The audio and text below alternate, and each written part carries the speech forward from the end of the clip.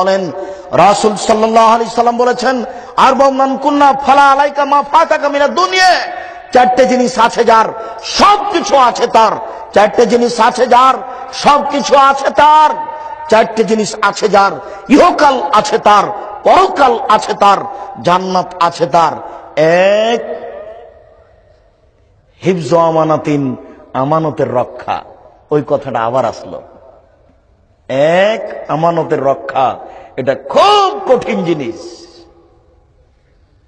Principal সাহেব বুঝতে পারছেন না আমানত কি জিনিস, হেড মৌলানা বুঝতে পারছেন না আমানত কি জিনিস, চেয়ারম্যান মেম্বারতে এক লাইনও পড়েনি আমানত কি জিনিস, তার আর বুঝার কি থাকতে পারে? হেড মৌলানাই বুঝতে পারছেন না আমানত কি জিনিস। রসিদে টাকা নেওয়ার পরে ওই যে আপনার গাড়ি থামিয়ে জোর করে টাকা আদায় করে মসজিদ বানাচ্ছে। গাড়ি থামিয়ে টাকা আদায় করে মসজিদ বানাতে হবে না, ও মসজিদের প্রয়োজন নেই। জোর করে গাড়ি থামিয়ে টাকা আদায় করে বক্তার জন্য জালসা করছেন কেন? এটা কে বলেছে? ভিক্ষে চেয়ে চেয়ে হুজুরকে টাকা দিচ্ছেন কেন? তো এইভাবে জালসা করবেন, বক্তব্যের ব্যবস্থা করবেন, 5 জন মিলে টাকা উঠিয়ে একটা ব্যবস্থা করেন। এইভাবে গাড়ি থামিয়ে ভিক্ষে করে জালসা করতে হবে, এটা কে বলল? এইভাবে জোর করে টাকা আদায় করে মসজিদ তৈরি করতে হবে, এটা কে বলেছে? 10 শতক জমি মসজিদের জন্য অক্ষ করা হয়েছে, থাক এমনি পড়ে থাক, কোদাল দিয়ে দাগ কেটে দেন, মাগরিবের সালাত আদায় করেন, জোহর আসর করেন পারলে, না হলে থাক পড়ে।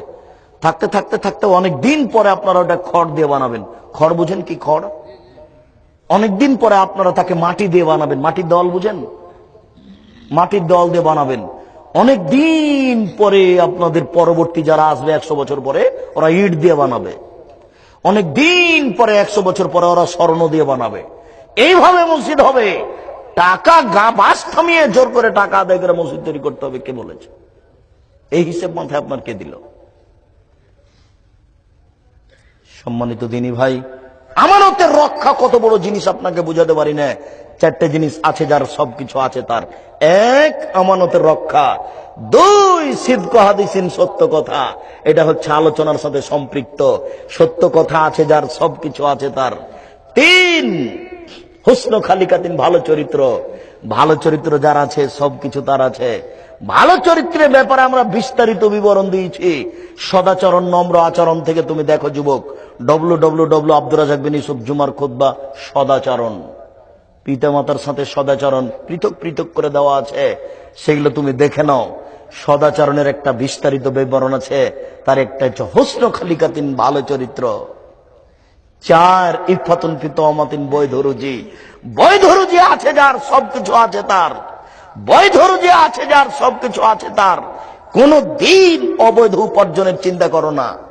ছেড়ে দাও ওই চাকরি, ছেড়ে দাও ওই ব্যবসা, ওই চাকরি, ওই ব্যবসায় লাঠি মেরে ফিরে আসো, রুজি হবে। দিন মজুরি করে রুজি করো। আমি তোমাকে বলিনি তুমি তোমার শ্বশুরের কাছে একটা লুঙ্গি কিনে নিয়ে যাওয়া। লুঙ্গি কিনে নিয়ে যে বলবা, শ্বশুর আব্বাজি আমি গরিব মানুষ, কাজ করে খেতে পারি, আপনার মুখ মোছা রুমাল নিব না, আপনার জন্য আমি একটা লুঙ্গি কিনে নিয়ে এসেছি উপহার। 25 বছর যাবত আপনি এই মেয়েটাকে রিস্ক নিয়ে শিক্ষা দেওয়ার পরে উচ্চ শিক্ষা দিয়ে আপনি আমার হাতে তুলে দিয়েছেন। এর আমি কি দিয়ে শুকরিয়া আদায় করতে পারি? আমার শুকরিয়া আদায় করার কিছু নেই। আমি আপনার জন্য একটা লুঙ্গি কিনে নিয়ে এসেছি, আপনি এটা আমার পক্ষ থেকে উপহার নেন। আমি বীর পুরুষ, আমি কাপুরুষ নয়, আমি কাজ করে খেতে পারি। কোটি টাকা ইনকাম করতে হবে, এ কথা তোমাকে আল্লাহ বলেননি।